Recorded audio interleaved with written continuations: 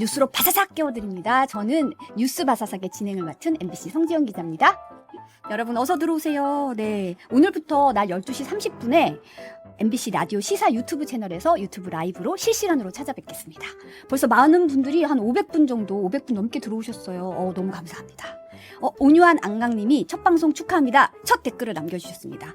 겨울님이 못 보던 거라고 했더니 오늘이 첫 방송인가 보네요 하셨네요. 네, 감사합니다. 이선영님 좋아요 꾹. 네, 감사합니다. 디지핀 마우스님이 첫방이죠 하셨는데 첫방 맞습니다. 네. 심원장님 너무 반가워요. 감사합니다. 네. 많은 분들이 좋아요 꾹 눌러주시고, 조은님은 이승원님 팬인가 봐요. 저도 열심히 할 테니까 좀 응원해주세요. 네. 살살님도 반갑습니다. 고현무님, 네. 첫방 본방 사수. 오늘 운수 대통하실 겁니다.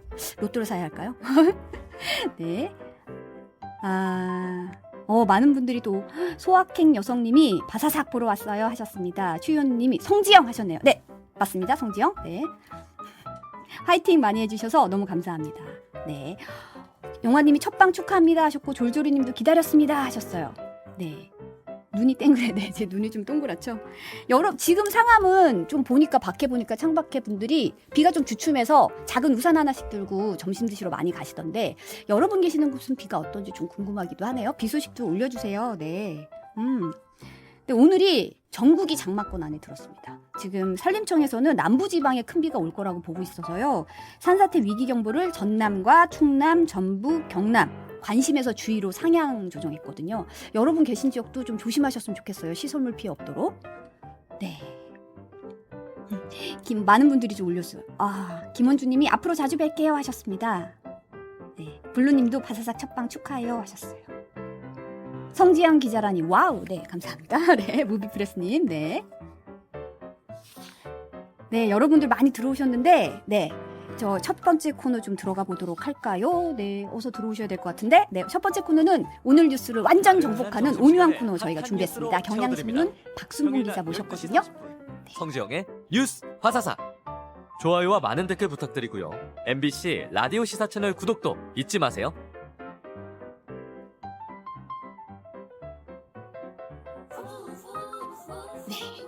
인천 부평은 소강 상태라고 이선영님이 올려주셨어요. 네, 역풍이다님이 창원은 비가 내렸다 그쳤다 하신다고. 수원도 약간 소강 상태라고 하네요. 예, 박 기자님 오셨습니다. 안녕하세요. 어서 오세요. 네, 안녕하세요. 반갑습니다. 점심시간을 포기하시고. 네, 뵈러 왔죠. 청취자분들 뵈러 왔습니다. 이렇게 와주셨네요. 앞으로 월요일마다 잘 부탁드릴게요. 네, 잘 부탁드립니다. 저도. 네, 조니님도 첫방 축하드려요 하셨고, 네, 배우 닮았다는 얘기 감사합니다. MBC 분장실의 승리라고 생각합니다. 네.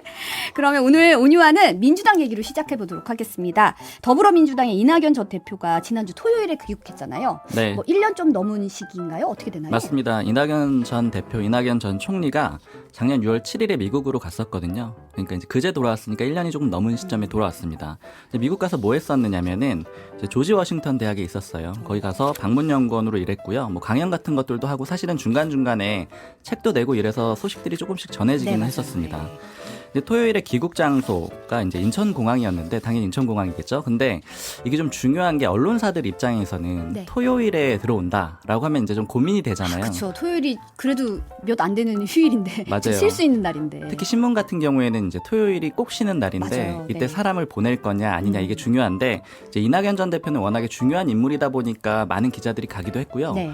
그리고 또 하나 좀 짚어볼 거는 지금 민주당 상황이 굉장히 좀 혼란스럽다라고 평가를 할 수가 있잖아요. 그렇죠. 왜냐하면 이제 친명계와 비명계가 이렇게 맞붙어서 일종의 갈등이 조금씩 드러나고 있는데 특히 그런 상황에서 비명계 쪽에는 구심점이 없다. 이제 이런 얘기들이 있는 상황에서 네. 이낙연 전 대표는 비명계 인사로 볼 수가 있잖아요. 예전에 대선 경선 때 이재명 대표랑 맞붙었었으니까요. 그렇죠. 네. 그러다 보니까 관심이 더 집중돼서 많은 기자들이 갔었고요. 그리고 또 지지자들도 굉장히 많이 왔습니다. 유튜버들 포함해서 많은 사람들이 왔었어요. 공항에 정말 많은 지지자들이 좀 모여 있더라고요. 이낙연 전 대표 발언을 영상으로 좀 준비했거든요. 영상 보고 얘기 나누실게요. 네.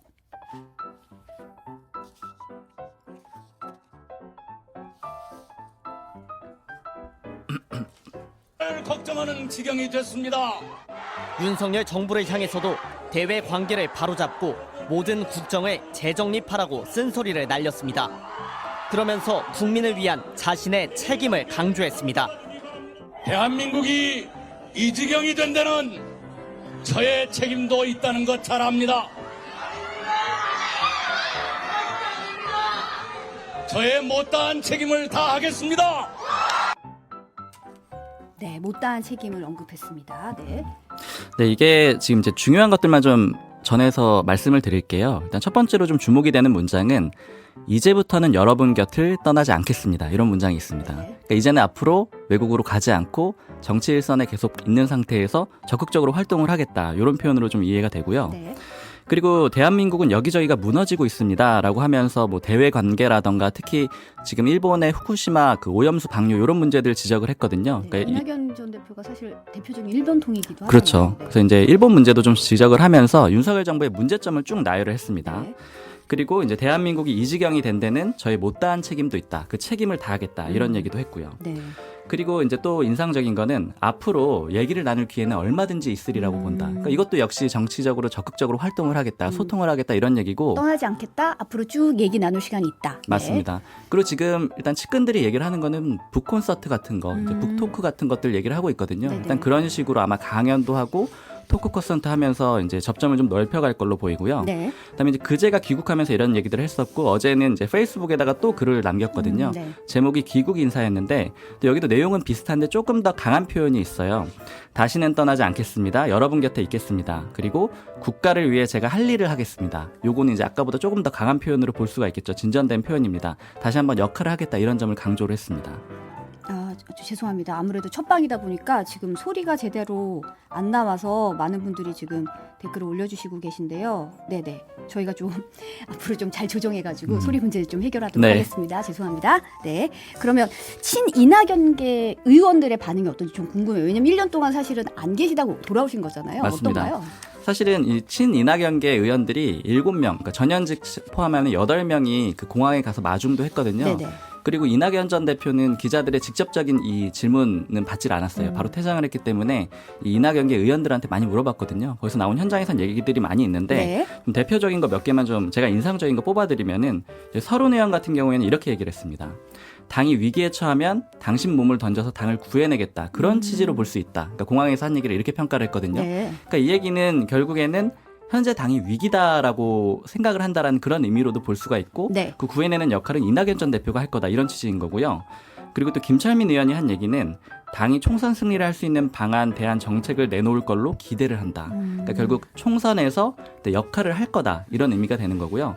근데 다만 이제 총선에서 역할을 한다라는 게 다양한 의미로 해석이 될 수가 있잖아요. 그렇죠. 그러니까 총선의 역할이 뭘까? 그렇죠. 직접 나올 수도 있고 아니면 뭐 지휘 같은 것들을 할 수도 있는 건데 이제 신경민 전 의원 같은 경우에는 오늘 아침에 네. 이제 MBC 그 김종배의 시선 집중에 나와가지고 총선 출마 본인 출마는 절대 아니다라는 식으로 얘기를 했습니다. 네네. 그러니까 결국에는 전체적으로 좀 지휘를 하고 이끌어가겠다 이런 취지로 일단 해석이 됩니다. 네.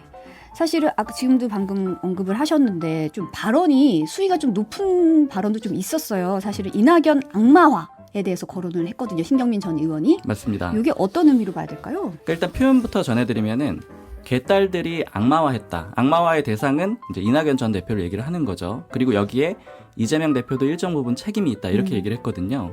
그러니까 이제 악마화라는 건 사실은 이제 대선 경선 과정에서 뭐 여러 가지 원래 경선을 하다 보면은 상대 진영의 그런 문제점 같은 거, 의혹 같은 거 많이 폭로를 하잖아요. 그렇죠. 근데 소위 이제 그 이재명 대표와 가까운 쪽에서는 지금 나와 있는 수사받고 있는 여러 가지 문제들 중에 다수가 이낙연 캠프에서 나왔다라고 얘기를 하고 있잖아요. 네. 뭐 대표적으로 대장동 의원 같은 것들도 이제 이 이낙연 캠프에서 나왔던 거고요. 그러니까 그러다 보니까 일단 이재명 대표에 대한 공격을 많이 했다라고 보는 거고, 그리고 그런 공격으로 인해서 대선에서 이제 0.73% 차로 윤석열 대통령한테 이재명 대표가 패했는데, 그렇게 패배하게 된 원인, 결정적인 이유는 그런 의혹을 제기했던 이낙연 캠프에 있는 거 아니냐. 그 이낙연 전 대표를 향해 있거든요. 네네. 그러니까 이런 의식들이 반영이 돼서 사실 이 개딸들이라고 불리는 이제 강성 지지층에서는 굉장히 많이 공격을 하고 있고, 네. 그리고 신경민 전 의원의 이제 표현은 그런 공격이 바로 악마화라는 거고, 그다음에 이거를 일정 부분은 방조를 했다라는 거죠. 이재명 대표가 적극적으로 제지를 하거나 그러지 않고 냅뒀다라는 거는 그런 것들은 일종의 책임이 있는 거다. 그러니까 이렇게 좀 반박을 하고 있는 걸로 보입니다. 네네. 앞으로의 이낙연 전 의원의 이제 대표의 행보에 대해서도 얘기를 했는데 그 신경민 전 의원 발언 잠깐 듣고 오겠습니다. 대표의 이미지인 뭐 엄중 신중만 가지고 오래 입을 닫고 있을 수는 없다고 봅니다. 그래서 적절한 시기에 곧 아마 북토크를 시작을 할 테니까요. 북토크에서 자연스럽게 나라에 대한 문제, 민주당에 대한 문제, 그리고 국내외 또 국제적인 현안에 대해서 얘기하지 않을 수 없는 시간이 곧 온다고 봅니다. 바로 네, 이제 곧 더 얘기를 할 거다. 아까도 잠깐 언급하셨지만 네. 브리핑크 같은 걸 열 계획이 있나 보네요. 이낙연 역할론에 대해서 정치권의 분위기는 어떤지 좀 궁금하거든요. 그 실제로 이재명 대표를 대체할 수 있는 혹은 이제 비명계 쪽의 구심점 이런 역할을 할 수 있겠느냐 없겠느냐 이런 거에 대한 관측이 있는 거잖아요. 그게 관건이죠, 사실은. 그렇죠. 네. 근데 이제 제가 그냥 전반적으로 얘기를 들어봤을 때는 친명계 그러니까 민주당의 현재의 주류나 아니면 국민의힘 여권 쪽에서는 이낙연 전 대표가 그렇게 강한 역할을 할 수 있겠느냐 여기에 대해서 좀 회의적인 목소리가 전반적으로 많은 것 같아요. 그러니까 이제 경선 때도 그랬고 현재까지 지지율 같은 것들 여론조사들 보면은 그렇게 높은 수치가 나오고 있지는 않거든요. 그러니까 뭐 가장 결정적으로 호남 쪽에서 네. 그러니까 이낙연 전 대표의 그런 어떤 거점이라고 할 수가 있는데 그 전남지사도 오래 했잖아요. 근데 거기에서도 지지율이 이재명 대표를 이렇게 넘지는 못하는 상황이라서 이제 아마 그 거점 자체가 좀 약하다 이런 평가들이 좀 있고요. 근데 다만 이제 비명계 쪽에서는 기회가 있을 거라고 보는 게 좀 많은 것 같아요. 그러니까 제가 이제 얘기를 들어보면은 지금 이제 이재명 대표 체제에 들어서 여러 가지 좀 어려움들이 있었잖아요. 근데 가장 결정적이었던 게 예를 들면 체포동의안 이제 표결을 하는데 생각보다 이탈표가 굉장히 많아서 좀 이렇게 가슴을 쓸어내리는 그런 상황이 있었고, 네. 그다음에 또 이재명 대표의 측근이라고 할 수 있는 뭐 김남국 의원의 코인 의혹이라던가 이런 것들도 있었고요. 뭐 그 외에도 이제 돈봉투 의혹도 사실은 넓게는 이제 송영길 전 대표 건이지만 이재명 대표하고 좀 연결돼 있다라고 본단 말이에요. 네. 이게 좀 예전에 이제 이심송심 뭐 이런 표현들도 있었잖아요. 네. 두 사람이 가깝기 때문에 그렇게 보는데 이제 뭐 이 비명계 쪽 그 의원의 표현은 이게 일종의 마일리지처럼 쌓이고 있다 이런 얘기를 하더라고요. 그러니까 이런 한 건 한 건이 쌓일 때마다 이재명 대표의 그런 입지는 점차 약해지고 그다음에 비명계의 역할은 점점 강해질 거라는 거예요. 그러니까 그런 시점들이 점점 강해지는 거고 그럴 때 이제 구심점이 없는 게 문제인데 현재까지는 이낙연 전 대표가 이렇게 뭐 지지율이 높지 않게 나오고 있지만 여기에 대해서 물어보니까 그건 본격적으로 나서지 않아서 그렇다. 그러니까 이제부터는 아마도 이 지지율을 조사하는데 후보군에 들어갈 텐데 옵션에 들어갈 텐데 그렇게 되면 좀 상황이 달라질 수 있다. 이렇게 좀 긍정적으로 평가를 합니다.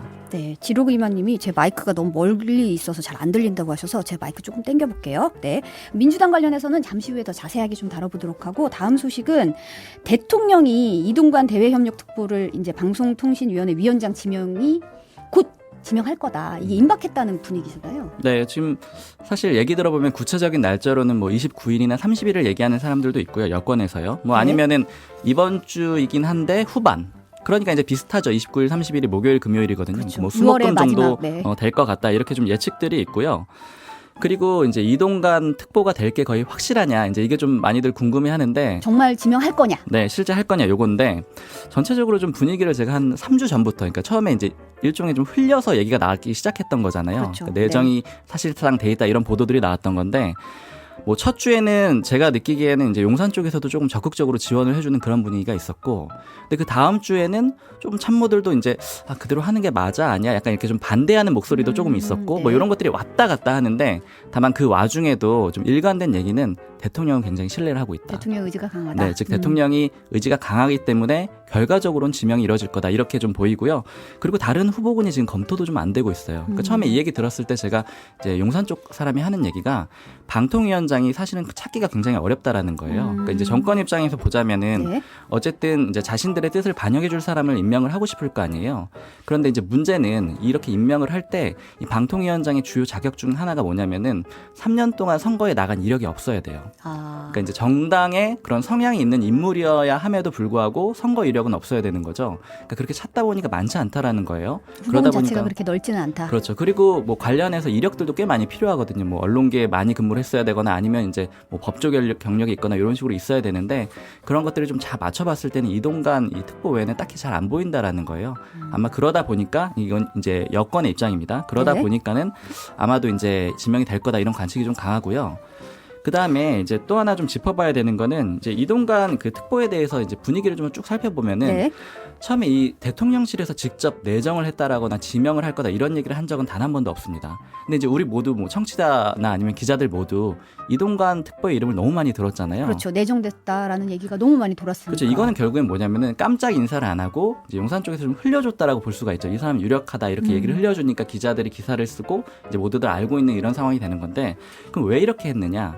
깜짝 인사를 했다가 피해를 보는 것보다는 미리 알려가지고 상황을 보겠다라는 그런 의지가 강한 거예요. 시체말로 간을 보는 거죠. 어떻게 그렇죠. 여론의 향박이 이 정도는 될까 안 될까를 보는 거잖아요. 근데 지금 지명을 어떻게 보면 임박했다는 건 여론이 이 정도는 뚫고 갈 수 있다고 판단했다고 봐도 되는 맞습니다. 건가요? 그러니까 가장 대표적인 게 학폭 논란 때문에 사실은 예전에 정순신 국가수사본부장 건이 있어가지고 네. 여권에서 굉장히 조심하는 내용인데 미리 흘려보고 이제 내용들이 어느 정도 알려졌잖아요.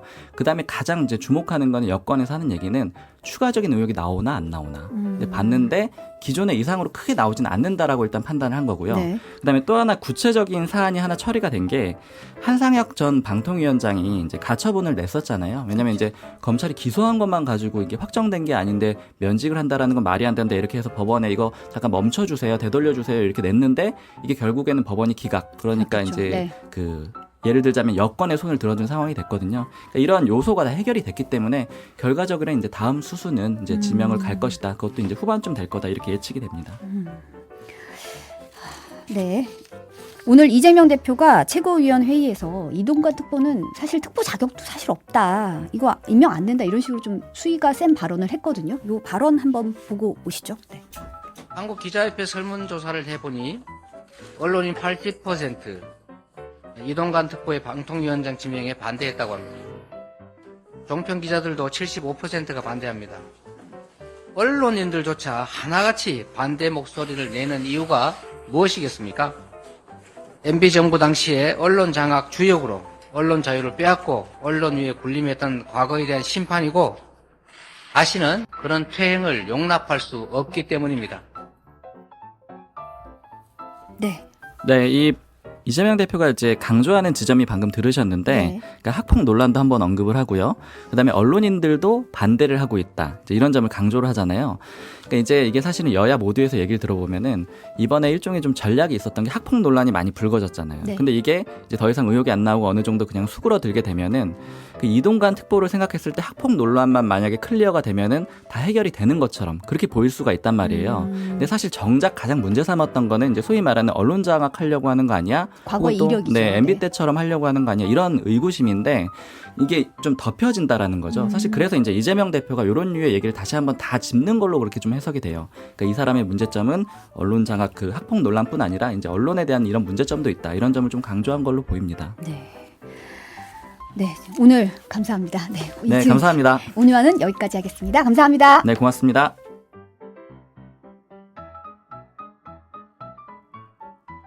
여러분은 지금 점심시간 디저트 같은 방송 성지영의 뉴스 바사삭과 함께하고 계십니다.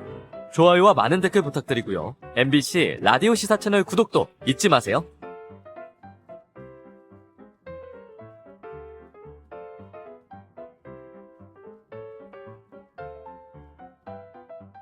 네, 두 번째 코너는 여의도 정치권의 핫한 소식들, 여의도 인싸시잖아요. 이분께 물어보는 코너가 될 텐데요. 장윤선 정치전문기자 모셨습니다. 어서 오세요. 박순봉 기자가 앞에서 다 하고 가가지고 또- 제가 할 말이 없을 것 또 같아요. 다른 딥한 소식을 또 얘기를 해주실 테니까 좀 네, 하여튼 이면을 좀 얘기. 축하드립니다. 아, 예, 네, 감사합니다. 이렇게 첫 방송에 함께하게 해주셔서 고맙습니다. 아유, 또 점심시간도 포기하고 이렇게 나와주셔서 그러게요. 너무 감사합니다. 예, 밥은 네. 굶고 왔습니다. 안 그래도 데이지님이 디저트 바사삭 하셨고 아, 네. 문명님도 디저트 너무 좋습니다 하셨어요. 네. 네. 저도, 저도 디저트 바사삭이 너무 마음에 들더라고요. 좀 네이밍을 너무 참신하죠. 잘하셨다. 네. 예. 바사삭. 네. 네, 성 기자님하고 너무 잘 어울리는 감사합니다. 것 같습니다. 임금님, 기획캔디님이 저희가 할 걸 미리 얘기해 주셨어요. 좋아요, 댓글, 구독, 알림 설정. 아유, 네. 네, 감사합니다. 훌륭한. 네. 네. 아, 역풍리다님, 이선영님, 네, 어서 오셨다고 지금, 네, 응원합니다. 어서 오이소 하셨어요. 정원정님이 정말 기자다운 기자님, 존경합니다. 제 앞에 앉아 계십니다. 성지영 기자님이라고요. 김주영님이 끝난 거 아니네. 장 기자님 좋아해요. 이러셨어요. 네. 첫 번째 코너가 끝난 거고 두 번째 코너가 이제 장 기자님이랑 계속 할 겁니다. 네. 네. 어디 가지 마세요. 네. 아름다운 독도님이 치킨 먹고 싶어요. 바사삭 하셨네요. 아, 맞아. 예. 데이지님도 너무 예뻐요 하셨어요. 네. 한국인은 밥힘인데 하셨어요. 네. 소확행 여성님이 발로 끼는 참 기자님이라고. 아, 저희 참 기자님 모시고 네. 또 인사이드 약간 코너. 참기름 느낌이 나네요. 발음 잘해야겠네요. 네. 온유안에서도 잠시 다뤘는데 네. 이거 사실 이낙연 전 민주당 대표의 귀국 또 이 발언이 못다한 책임이라는 말이 나왔어요. 이거 어떻게 보세요? 제가 어젯밤에 사실은 빈손으로 올 수가 없어서 빡세게 취재를 막 했는데요. 네. 다들 해석이 비슷비슷했습니다. 그러니까 분명한 정치 복귀 선언이다. 그러니까 별명이 엄중낙연이잖아요. 아, 그렇죠. 네. 항상 뭐든지 엄중하게 보시는 분인데 엊그제는 그렇지 않았다. 공항 도착 성명 앞서 이제 들으신 분들은 어우 세다 이렇게 생각을 하셨을 텐데 상당히 격앙된 스타일의 어떤 거리 연설 같은 거였어요. 네, 공항에 평소에 발언과는 평소에는 달랐어요. 확실히. 예, 이분 이낙연입니다. 이렇게 시작을 하시거든요, 그쵸, 항상. 네네. 네. 전화 통화할 때도 그래요. 오. 네. 그래서 이 톤이 잘 안 바뀌는 분인데 지금 어제는 약간 성대모사 하신 거예요? 그렇죠. 실패한 건가요? 아니, 딱 잘해보려고 무슨 그랬는데. 느낌인지 딱 알겠습니다. 네. 네, 이낙연 대표하고 통화해본 기자들은 대충 이렇게 감을 잡으실 그렇죠. 것 같아요. 예, 대체로 그런 분인데 여하튼 굉장히 그 격앙된 목소리를 들으면서 네. 또 이제는 여러분 곁을 떠나지 않겠다라고 이제 선언을 하는 걸 볼 때 앞으로는 이제 사실적인 대선 행보를 본격화할 걸로 보인다. 이제 이런 생각이 좀 들고요. 네. 앞서 이제 박순봉 기자께서도 잘 설명을 했지만 지속적으로 정치 메시지를 하겠다는 것 같아요. 계획은. 오늘 아침 시선 집중에 이제 신경민 전 의원이 출연했잖아요. 이 자리에서 이재명 대표가 이낙연 전 대표를 최대 라이벌로 생각을 하고 이낙연 악마화에 무관하다고 저희는 생각하지 않는다.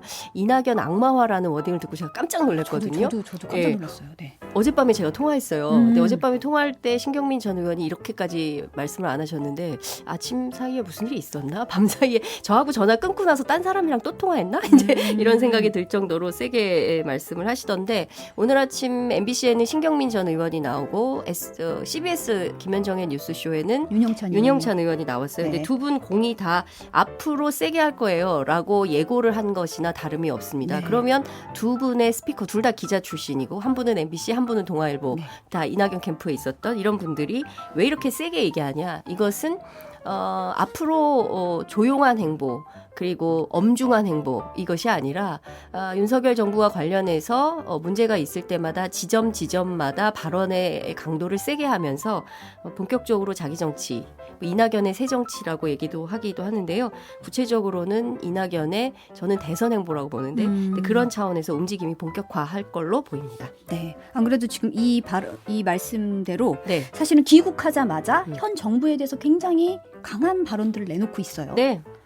너무 당연하죠. 그런데 지금 사실 이낙연 대표뿐만 아니라 민주당의 모든 의원들이 야 이건 진짜 너무하지 않아? 그리고 초보 암만 정치를 안 하고 평생 검사만 했다고 하더라도 외교면 외교, 경제면 경제, 행정이면 행정. 지금 뭐 나이스도 난리가 났잖아요. 네. 이게 지금 5달 앞두고 수능 막 대혼란 진짜 고3 학생들 뭐 고3 엄마 아빠들 지금 다 난리인데 거기에다가 나이스까지 뒤집어져가지고 당장 이제 곧 기말고사 닥치는데 아이들 그동안 뭡니까 평소에 하는 수행 평가 뭐 이런 것들 점수가 막 뒤바뀌고 난리라는 거거든요. 문제를 출력하면 뭐 했는데 다른 학교 답안지가 나오고 지금 어느 학교 이런 답안지인지 빨리 그래서 이게 그러니까요. 문항을 바꾸라고 예. 순서 바꾸라는 얘기 그러니까 나오잖아요. 지금 상황을 보면 이 정부가 제대로 돌아가고 있는 건가?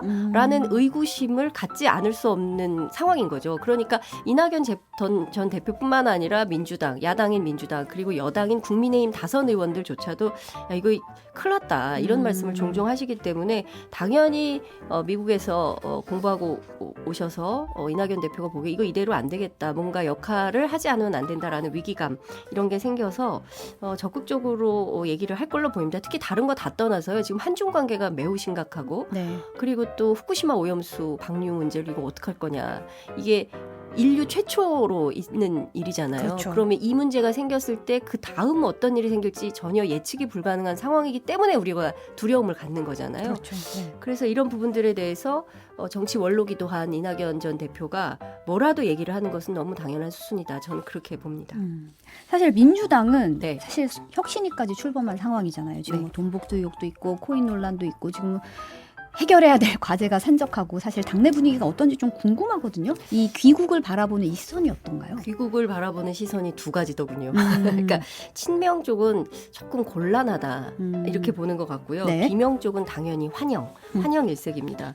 앞으로 당이 많이 바뀔 거예요. 그러니까 이재명 대표 일색의 분위기에서 왜 이렇게 정신이 없고 두서가 없어? 정무적 판단이 왜 이래? 특히 이제 싱하이밍 대사 관련해서 그런 비판들이 많았었잖아요. 네. 근데 이거하고 다르게 당이 상당히 정치하게 움직일 거예요. 아주 정교하게 움직일 거예요. 라고 기대를 하는데 제가 이제 양측의 얘기를 공히 들은 입장은 심리적 분당 상태라고 하더니 정말 그런 모양이다라는 생각이 들었습니다. 네. 실제 그런 면이 없지 않아 보이는 게 사실인 것 같은데요. 친명계 의원들 전화를 해보면 상당히 부담스러워하고 있어요. 이 상황이 네. 귀국을 한 이낙연 대표가 와서 앞으로 정치적 메시지를 세게 하면 언론은 이낙연은 뭐뭐라면 뭐뭐라고 얘기했다라고 해서 이낙연발 기사가 그렇죠. 도배질이 이렇게 되길 되겠죠. 텐데 네. 그러면 당연히 이재명 대표의 기사나 뭐 발언력이나 영향력이나 이런 것은 상대적으로 축소될 가능성이 있잖아요. 간섭 효과가 있을 거라고 보는 그렇죠. 거죠. 네. 그렇기도 하고 언론은 또 이제 싸움 붙이는 걸 좋아하기 때문에 제2의 명락대전이 진행이 될 거다. 그러니까 이재명 대 이낙연 두 사람을 붙여서 경쟁 관계였던 두 사람을 붙여서 프레임워크를 할 가능성이 높다. 네. 이렇게 되면 상당히 곤란한 처지가 되지 않겠냐. 특히 이재명 대표가 이제 이런 전망을 하고 있고요. 네. 그러니까 친명계에서는 이런 기대를 하는 것 같아요. 그래도 이낙연 대표가 전직 당대표고 또 선배 의원이기도 하고 민주당에서 오랫동안 DJ 시절부터 정치를 시작했으니까 그렇죠. 네. DJ 총재를 모시고 정치를 한 분이기 때문에 그렇죠. 네. 그야말로 뼈에 민주당이 이제 각인이 돼 있는 분이니까 당의 원로로서 이재명 대표를 좀 도와주는 도우미 역할을 좀 하시면 어떻겠냐. 그리고 내년 총선에서도 좀 보이지 않는 역할을 좀 하면서 좀 후반부에서 좀 좀 든든한 지원하는, 지원하는 버팀목 이런 역할을 좀 해주면 좋겠다라는 기대를 하고 있는데 비명계 쪽에서는 무슨 말이야. 전면에 나설 거야. 무슨 말도 안 되는 소리를 하고 있어. 이렇게 생각들을 하고 있어요. 이제 이낙연 대표가 판을 주도한다는 생각이 강한 것 같습니다. 그래요? 예, 그러니까 이재명 대표가 대표로서 역할을 많이 하고 뒤에서 든든한 후원자 역할을 하겠어요. 이게 아니라 판판이 건건이 세게 발언력을 높여가면서 경쟁 상대인 이재명 대표하고 맞붙겠다. 이런 선언으로 들립니다. 뒤에서 뭐 그냥 지지 지원하는 이런 형태는 가지 않을 걸로 보여요. 네. 그러니까 큰 틀에서 보자면 당 내에서부터 두 가지의 목소리가 나올 가능성이 매우 높은 것이고 이것을 보는 일종의 이제 중간지대 같은 게 있어서 당 내부에 네. 아유 그러지 말고 형님 오셔봐. 저기 이재명 대표 음. 와보세요. 우리 모여가지고 우리 당이 앞으로 어떻게 나갈지 같이 합심해서 좀 지혜를 모아봅시다. 옛날에는 그런 그룹들이 있었는데 지금은 그게 없다는 거예요. 그러니까 양쪽 끝에 그렇습니다. 있다는 거죠. 예, 친명이면 친명, 비명이면 비명. 예컨대 민주당 안에 여러 의견 그룹들이 있어요. 네. 그 공부 그룹들도 있고. 근데 그 공부 그룹 안에서도 벌써 분화가 돼 있어서 나는 이재명이야, 나는 이낙연이야. 이게 딱 갈려져 있다는 거죠. 그래서 합의하기가 굉장히 어렵다는 얘기들을 하고 있습니다. 그러니까 결과적으로 보면 2016년 민주당이 분당 사태가 있었잖아요. 안철수 대표가 당을 끌고 나가서 국민의힘, 국민의당이죠. 국민의당을 만들어서 이제 호남에서 상당한 의석 20몇 석을 26석인가를 했었는데 네. 그때로 돌아간 것 같아서 매우 불안하다. 이런 얘기를 하는 분들이 있습니다. 네. 지금 이 제가 너무 시점에서 우울한 얘기를 하고 있나요? 다른 분들이 지금 힘을 합쳐야 할 때 아니냐 뭐 이런 얘기도 그렇죠. 좀 하시고 예. 하는데요. 지금 이 시점에서 이재명 대표의 이제 속내가 뭘지가 좀 궁금하거든요. 어떤 그림을 가지고 있을까? 그렇죠. 이제 이낙연 전 대표의 기국에 따라서 이걸 견제냐, 아니면 당내 분위기 쇄신이냐, 어떤 길을 갈 것인가 이게 좀 궁금하거든요. 이재명 대표 뭐라 그랬어요? 그랬더니 그 신경민 전 의원이 어제 통화할 때 전화가 왔었어요. 이렇게 얘기를 하더라고요. 이재명 대표가? 예, 이재명 네. 대표가 이낙연 대표한테 직접 전화를 했대요. 도착하는 날. 그래서 그러면 뭐 만나는 겁니까? 그래서 두 분이 뭔가 센 얘기를 나눈 겁니까? 무슨 얘기했어요? 그랬더니 그냥 인사만 했다는데? 이제 이렇게 되는 거죠. 그러면 아니 그냥 인사만 하면 안 되고 둘이 만나서 뭔가 화합과 단결과 그다음에 민주당에 나아갈 방향과 혁신위도 있는데 앞으로 총선은 어떻게 할 건지 막 의원들이 나가서 딴소리하고 막 이런 것들을 막아서 어떻게 만들 건지 뭐 이런 얘기를 해야 되는 거 아니에요? 그랬더니 아직 만날 예정이 없다. 이런 얘기가 나오고 있고요. 아직 약속은 안 잡았다. 아직 약속을 안 잡았다는 거예요. 네. 그러니까 그래도 좀 곧 잡히지 않겠습니까? 이런 생각이 좀 들어가지고 제가 이번에는 설훈 의원한테 또 전화를 했어요. 설훈 의원은 무슨 얘기를 할까 궁금해서 물어봤더니 뜸들여 만나겠다 이런 얘기를 합니다. 그게 무슨 얘기예요? 뜸을 들이다니 무슨 밥도 아니고 무슨 뜸을 들여요? 이렇게 여쭤봤더니 이재명 대표 측에서 제안을 하면 만나는 거지 우리가 먼저 만나자고 하지는 않을 이쪽에서 거다. 급하진 않다. 예, 안 급해, 안 서둘러 이제 이런 얘기를 하는 거예요. 그래서 왜 그래요? 빨리 만나서 좀 이렇게 정치적으로 보완해가지고 지지율도 좀 올리고 이래야 되지 않겠습니까? 라고 했더니 지금 단계에서 우리는 그렇게 생각을 하지 않는다라는 것이고요. 전반적으로 보면 앙금들이 좀 있는 것 같긴 해요. 그러니까 지난 대선에서 이재명 대표 측에서는 이낙연 대표 측이 안 도와줬다. 이런 생각들을 하는 것 같고 이낙연 대표 측에서는 이재명 대표 측이 과도하게 우리를 밀어냈다. 이런 생각들을 하고 있는 것 같아요. 그래서 양측이 좀 만나서 화합을 하려면 어쩌면 시간이 좀 걸릴 수도 있겠다. 좀 묵은 앙금을 털어내는 좀 과정이 좀 필요하겠다라는 필요하다. 생각이 좀 들고 둘 중에 한 사람이 적극적으로 액션을 하지 않으면 이 분위기 좀 오래 갈 수도 있겠다라는 생각이 좀 들었습니다. 근데 전반적으로 보면 민주당 내부의 그런 갈등 관계는 오래됐거든요. 네네. 그렇지만 그래도 총선을 앞둔 마당에 뭔가 해야 된다고 생각을 하면 누군가는 결단을 해서 움직일 가능성이 있는데 지금은 좀 그런 상황은 아닌 것 같고요.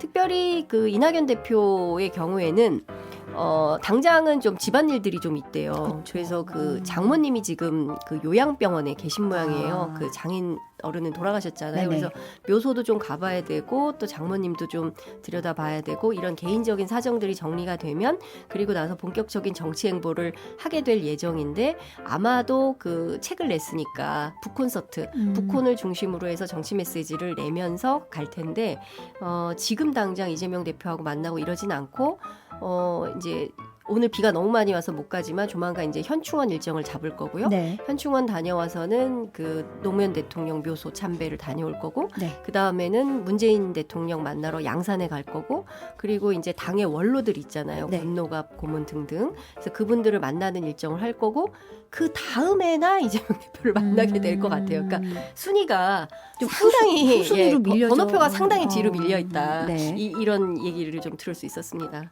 좀 이- 기다리셔야 될 것 같아요. 예. 이재명 대표 입장은 어떨까요? 그러면 이재명 대표는 좀 빨리 만나고 싶겠죠. 아무래도 자기가 이제 당대표기도 하고, 그리고 또 이제 혁신위원회에서 1호 혁신안을 내놨는데 그 혁신안에 대해서 당내가 와, 좋습니다. 뭐 이런 분위기는 아니에요. 물론 이제 오늘 최고위원회 결정 사항을 보면 7월 그 임시회 안 여는 방식으로 해가지고, 여는 방식으로 해서 불체포 특권, 뭐 그 회기 중에 통과 못하도록 하는 것은 하지 않겠다라는 네네네. 입장을 정하긴 했는데, 그런데 이제 현안들이 많아서 7월 임시회 안 할 수는 없을 텐데, 근데 이제 의원들이 7, 8월 원래 비수기여서 그쵸. 안 하고 그냥 넘어가잖아요. 그리고 9월 정기회로 넘어가는 건데 하긴 해야 될 텐데 뭐 이런 등등의 얘기가 있었는데 앞으로 어떻게 될지는 모르겠습니다. 하여튼 민주당 입장에서는 뭐 그런 상황인 거죠. 네. 그래서 현안도 있고 그리고 또 이낙연 전 대표를 만나서 어쨌든 이 진영을 확대하고 안정시키는 게 대표의 역할이고 리더십 아니겠습니까? 이제 그동안에는 이재명의 사법 리스크가 제일 문제였는데 최근 들어서는 이재명의 리더십 리스크가 더 문제다 이런 비판들이 많이 제기됐기 때문에 네. 그것을 해결하는 방편으로도 이낙연 대표를 자기 편으로 만들어야 되는 이런 절체절명의 과제가 있는 이런 상황인 거죠. 빨리 만나고 싶겠죠. 그렇다면 이재명 대표가 보다 더 적극적으로 이낙연 대표에게 러브콜을 하는 편이 좋지 않을까? 이런 얘기를 하는 분들도 계셨습니다. 네. 국민의힘은 이낙연 전 대표를 반갑지 않는 손님이라고 얘기를 하던데 네. 또 굳이 또 반갑지 않을 이유가 뭘까요? 반갑지 않겠죠. 왜냐하면 저는 이런 생각이 좀 듭니다. 그러니까 막 사람들이 국민의힘에서 막 이재명 대표 개인적인 사법 리스크 문제를 공격하니까 국민의힘에서는 이재명 대표 자체가 문제인가 보다 이렇게 생각을 할 텐데 그렇지 않습니다.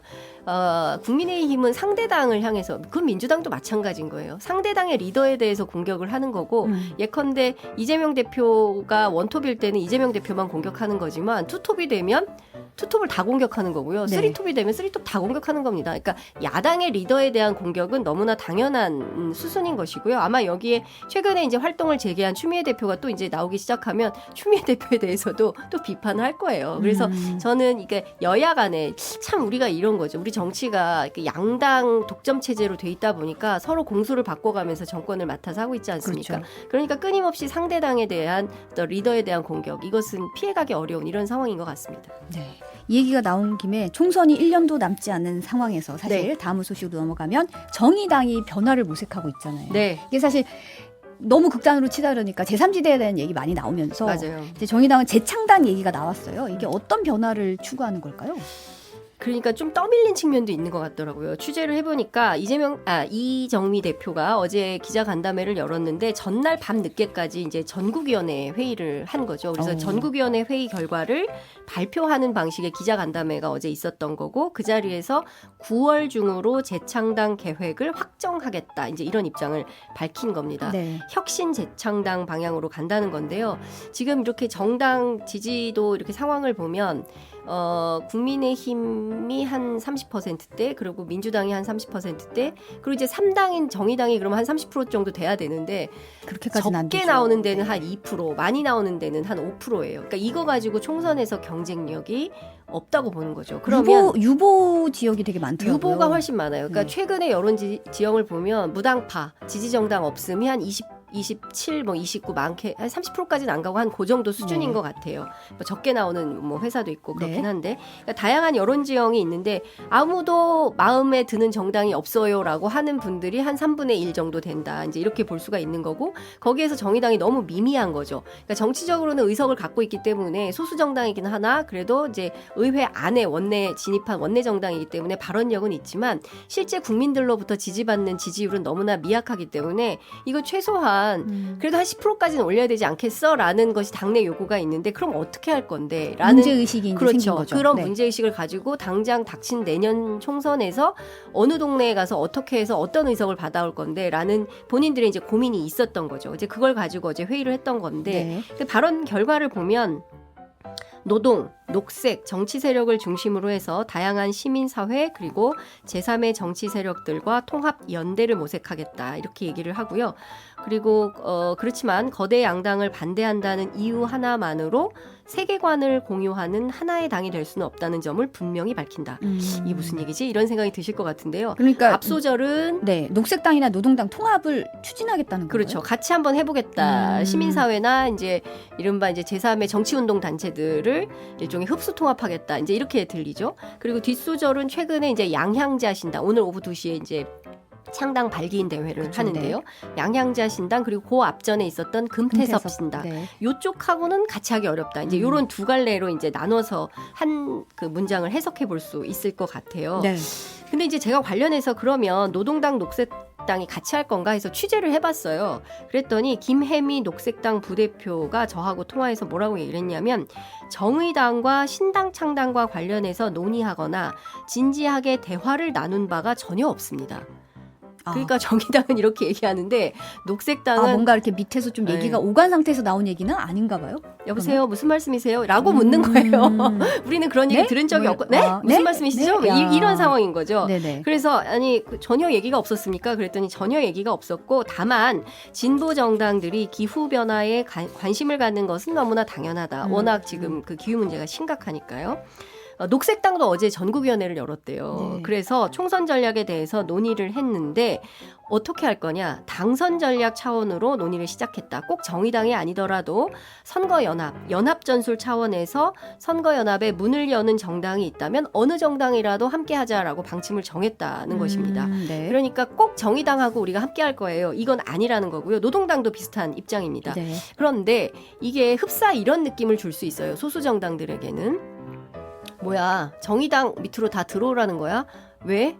우리는 그럴 수 없어요라고 생각하는 분위기가 있거든요. 네네. 그렇기 때문에 정의당 입장에서는 민주당이나 국민의힘에 비해서는 작은 정당이지만 노동당이나 녹색당에 비해서는 또 큰 당이거든요. 그렇죠. 그러니까 큰 당에서 작은 당을 흡수하는 방식으로 가는 것에는 동의하지 않는다라는 것이고요. 그래서 바깥에 빅텐트, 또 빅텐트가 나옵니다. 2012년에 나왔던 빅텐트론이 또 나오는데 이 네. 빅텐트를 치고 여기에 정의당도 들어가고 노동당도 들어가고 녹색당도 들어가고 그 밖에 제3의 정치 세력이 들어가는 방향, 여기에 금태섭 신당이 낄까 말까 요런 논의까지 가고 있는 것 같아요. 물밑을 취재해 보면. 네. 그런데 이제 그 온더 레코드로는 그렇게 긍정도 부정도 안 하는 분위기이고요. 앞서 이제 이정미 대표 발언 말씀 소개드렸지만 그러면 이제 양향자 의원은 또 어떤 입장인가도 궁금하잖아요. 그렇죠. 그래서 제가 또 취재를 했어요. 네. 또 양향자 의원 또 어떻게 물어보냐면 어떻게 얘기하냐면 정의당이요? 우리는 오늘 오후 2시에 창당 발긴 대회 하는데요.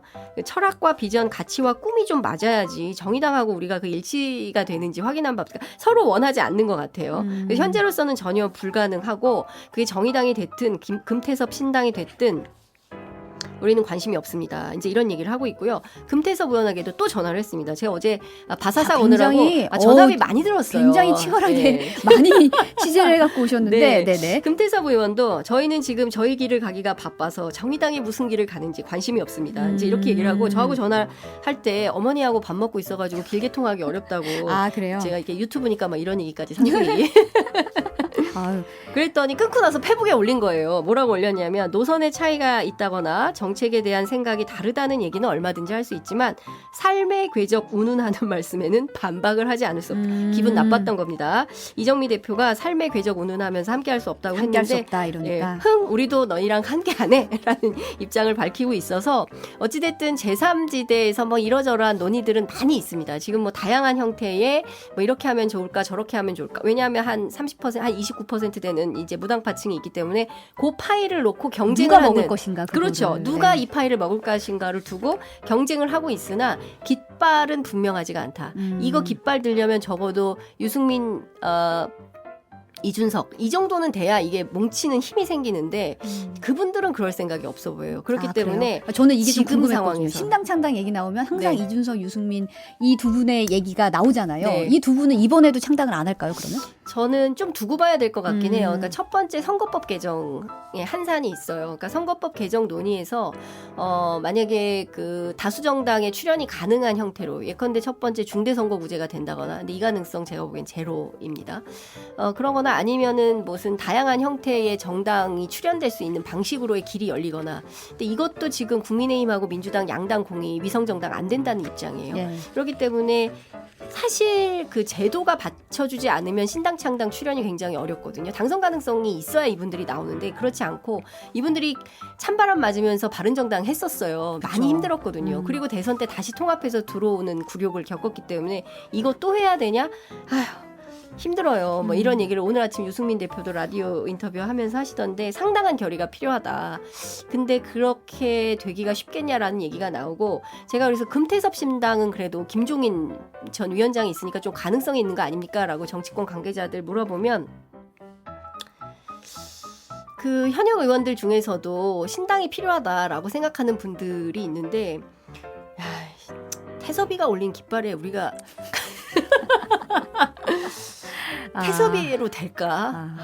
이게 태섭이 좀 깃발. 앞장서서 이렇게 깃발을 꽂을 사람이 네. 좀 이렇게 금태섭으로는 안 된다. 좀 죄송해요. 얼굴 마담이 좀 네. 힘들다 네. 이렇게 보시는 아니, 제가 시각이 자꾸 있다는 취재원을 거죠. 이렇게 얘기하면 안 되는데 하여튼 네. 금태섭 의원으로는 곤란하다라는 얘기를 민주당 그리고 국민의힘 의원들이 하고 있습니다. 그러니까 조금 더 센 깃발이 나오면 모르겠는데 금태섭 의원으로는 조금 약하다 이렇게 보는 것 같아요. 네. 근데 사실은 제3지대 얘기하고 이제 찍을 사람 없으니까 나도 찍을 곳이 있었으면 좋겠다라고 네. 신당 창당하면 뭐 그런 마음을 좋은데 그렇죠. 우리나라 정치판에 항상 네.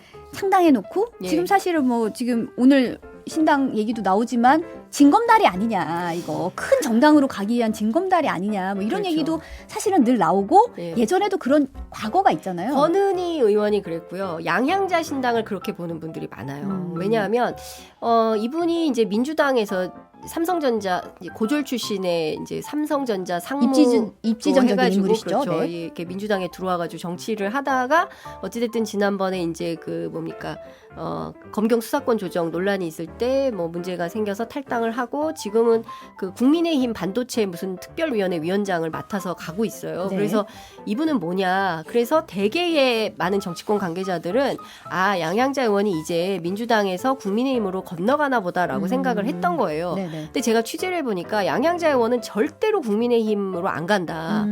왜 안 갑니까? 지금 그 당에서 그 특위위원장도 맡았는데 본인이 대선 후보급이라고 생각을 한다는 거예요. 그래서 본인은 창당을 해서 새로운 정치의 어떤 모델을 만드는데 일조를 하지 자기가 어느 당에 흡수돼가지고 그런 일개 뭐 빼진하는 국회의원 수준이 아니다라고 판단을 한다는 거죠. 그렇기 때문에 앞으로 이제 양양자 신당이 어떻게 될지는 좀 두고 봐야 되는 이런 상황이긴 한데 당장은 본인이 비례대표로 배지할 가능성이 높다라는 전망이 우세하긴 해요. 그런 네. 다음에 국민의힘으로 건너갈 거다. 일종의 이제 징검다리 정당론 이렇게 얘기하는 분도 있고 아니다. 그분이 스스로 대선 후보급이라고 생각하기 때문에 일단은 국회의원이 되고 그래서 이제 그 배지를 연명을 하고 그 다음 단계에서 또 새로운 판단을 할 가능성이 있다라는 얘기를 합니다. 그래서 앞으로 어떻게 될지는 아무도 모른다라는 얘기를 하고 있기도 합니다. 네. 참 국민들이 실망하지 않았으면 좋겠어요. 버라이어티하죠. 네? 국민들이 실망은 안 했으면 좋겠어요. 왜냐하면 국민들이요? 이런 게 좀 네. 큰 말은 희망과 꿈을 얘기하고 그러는데 보면 이렇게 들여다보면 결국은 빼찌고 그럼요. 결국은 이제 그렇더라고요. 근데 제가 보기에 우리나라의 많은 그 정치 고관여층 시민들, 특히 이제 이 방송 함께하고 계시는 시민들은 다 알고 계세요. 네. 그 개인의 자기 정치를 위한 활동이라는 걸 아는데 사실 우리가 한국 정치에서 과거에는 뭐 지사형 정치인들이 많았고 오늘도 후쿠시마 오염수 관련해서 이정미 대표하고 우원식 민주당 의원, 정의당 민주당 양당 의원들이 이제 단식 농성을 시작했습니다. 네. 또 국민의힘에서 공격하겠죠. 뭐 정치 쇼다 뭐 막 이렇게 비판을 하곤 하겠지만 국민들의 삶을 지키기 위해서 보다 더 노력하는 정치인들이 어떤 분들인지 그런 분들을 골라내고 평가하는 게 저는 총선이라고 생각을 하는데요. 맞습니다. 근데 대개의 총선은 그동안 구도 싸움이었어요. 네. 역대 총선들은. 그러니까 주로 내년 총선 같은 경우에는 윤석열 대통령도 명운이 걸려 있고 이재명 대표도 명운이 걸려 있습니다. 그 그렇죠. 어느 때보다. 네. 왜냐하면 윤석열 대통령 입장에서는 내년 총선에서 다수 의석을 정하지 못하면 본인이 하려고 하는 여러 가지 정치 행보들이 상당히 브레이크가 걸릴 가능성이 높고 바로 식물 정부가 될 거다라는 이제 분석들이 나오고 있는 거고 이재명 대표는 뭐 사법적, 정치적으로 거의 명운을 다하게 된다. 그렇기 때문에 어떻게 됐든 이 절체절명으로 이겨야 되는 이런 판이 되는 것인데 그런 개인적인 것도 중요하지만 그 저간에는 국민의 삶을 지키는 좀 정치의 효능감을 맛볼 수 있는 그런 정치 또 개혁 정책들을 말은 많이 하는데 문재인 정부 때도 사실 된 것 많지 않아요. 그래서 사실 국민들이 상당 부분 정치 혐오, 백날 해봐야 되는 게 없구나라는 어떤 비관론 네. 이런 것들을 갖게 되는데요. 어느 지점에서 우리 정치인들이 국민들에게 희망을 줄지 진짜 저도 당부를 드리고 싶어요. 네, 정말 이 점심시간에 귀한 점심시간 내서 네. 또 와주셨고 또 이게 지금 1,200분이 같이 하고 계신데 네. 좀 그런 면에서 좀 아까 바사삭이 아니라 부스럭거리는 뉴스 같다고 아니 죄송해서 어떡하죠? 하셨는데 바사삭거리게 좀 네. 재미있게 좀 사람들이 좀 즐겁게 희망을 다음 가지고 주에는 제가 봤으면 어떻게든 좋겠네요. 좀 희망이 있는 좀 바사삭거리는 뉴스를 찾아오겠습니다. 네. 죄송하네요. 아니에요. 여러분들의 점심시간을 실망으로 채운 거 아닌가 싶어가지고. 아유. 앞으로 저희가 그만 계속 나와야 지켜보는 것도 계속 이렇게 지켜보면서 희망을 네. 가져야 되고 우리가 계속 보고 있다. 이걸 보이는 것도 되게 중요할 것 그렇습니다. 같아요. 예, 저는 그 생각을 늘 하고 있어요. 시민이 정치에 반드시 촉각을 세우고 그럼요. 지켜보고 있어야 됩니다. 그래야 우리 민주주의가 퇴행하지 않고요. 이 민주주의가 사실을 알고 보면 학교에, 회사에, 가정에 다 작동되는 원리거든요. 그럼요. 정치에만 있는 게 아니기 때문에 그런 차원에서 우리가 지켜야 할 소중한 민주주의의 가치를 잘 지켜갈 수 있었으면 좋겠습니다. 네, 우리 국민은 좀 그런 힘이 있는 또 국민이시니까 그러니까요. 또 같이 지켜보는 그럼요. 것 같아요. 예, 그렇습니다. 오늘 여기까지 하겠습니다. 네. 나와주셔서 감사합니다. 네, 고맙습니다. 감사합니다.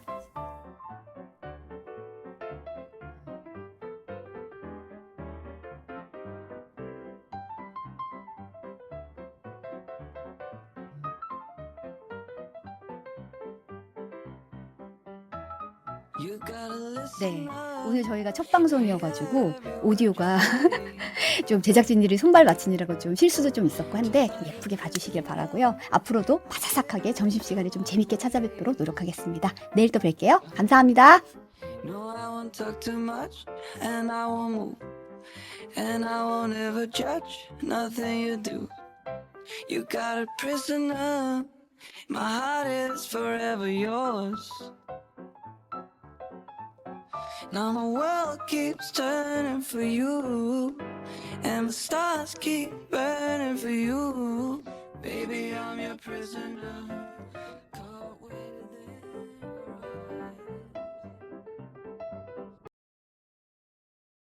습니다. 어쨌든 그 해에 그의 어머니도 똑같은 일을 했습니다. 제가 반대하는 것을 허락하지 않고 직접적으로 제 일에 간섭했습니다. 키엠에 어떤 사람들이 뒤에 있는지 알게 된 것도 그 순간부터였습니다. 그렇다면 대명사 학교가 가장 신중하다. 내가 상대방을 포기할 의지만 있다면 이렇게 위험한 곳에 갈 필요는 없을 거라 생각했다. 무대에 오르는 여자 연예인들보다 얼굴이 더욱 눈에 띕니다. 미래의 현장 선도적인 직업으로 전환하고 싶다면 그럴 필요가 없습니다. 매일 열심히 인터뷰를 진행하고 있습니다. 나는 고집이 세서 고개를 숙이는 것을 거부했습니다. 나는 이상주의적인 사람이다. 언론은 좋은 것뿐입니다. 고마워요. 그녀는 내가 라디오에서 한 말을 전혀 모르고 나를 키엠의 집으로 보내주었습니다. 나를 해외로 보내 한 달 동안 일하게 하고 좀 더 일반적인 능력을 연습하고 다시 당신의 손에 있는 움직임을 함께 가겠습니다. 웃었지만 괜찮아. 그럴 필요는 없어. 동료들과 함께 살아야 하고 가족을 데려올 수 없습니다. 집에 머물면서 나를 기다려주세요. 잠시 떨어져 있으면 그리워집니다. 때로는 약간의 놀라움이 있어야 합니다.